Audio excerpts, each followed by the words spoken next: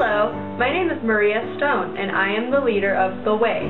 Our tenet is to live life simply and to love generously.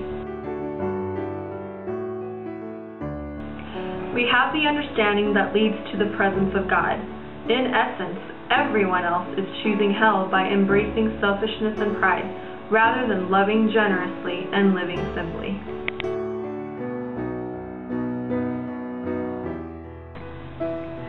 By living simply and in moderation, we are conserving the planet and creating a sustainable future.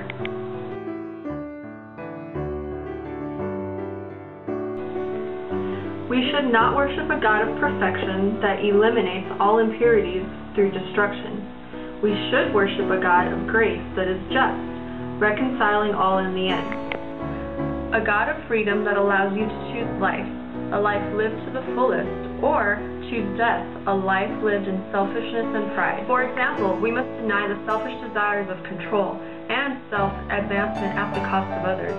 Instead, we must stand against social injustice and love our neighbor as ourselves. To believe in a God that destroys the enemy is to sanction death and destruction, and will do nothing but foster situations that lead to such. By changing this paradigm, we need to stop worshiping a God of destruction. We need to stop looking at each other's differences and start embracing each other's similarities and humanity. Only through that will true respect be established.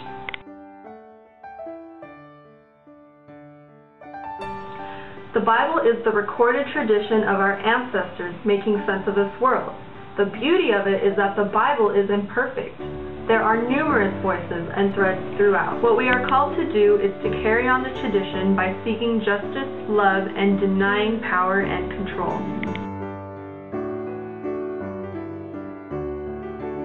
The gate has been opened. The key, Jesus, has been used. Eternity is here for all. But instead of this diminishing our responsibility, it makes it paramount that we choose service and love over selfishness and pride. It is up to us to choose an eternity close to God or an eternity far away from God.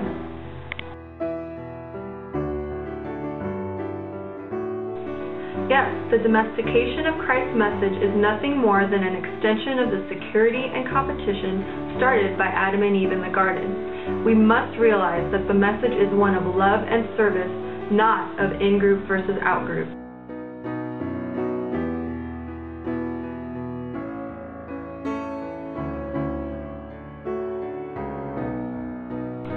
All cultures have a right to the presence of God, and they have had that right through all the ages. We have inherited the tradition of Christ, but others have their own tradition. The one constant thread in all great traditions is the thread of service and love.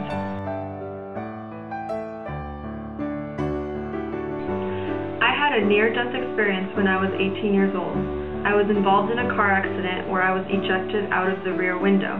I was in a coma for 3 days, in which I had a vision of what life is about. In my vision, there was a great city on a hill, and the gates were opened. The city was filled with service and love and the presence of God. And those that chose that life outside the city dealt with competition, pain, strife, and fear, and those who freely chose that life. The gates were open, however, and allowed for a decision in the fuller presence of God for eternity. This was revealed to me to be a point in the future that would become reality.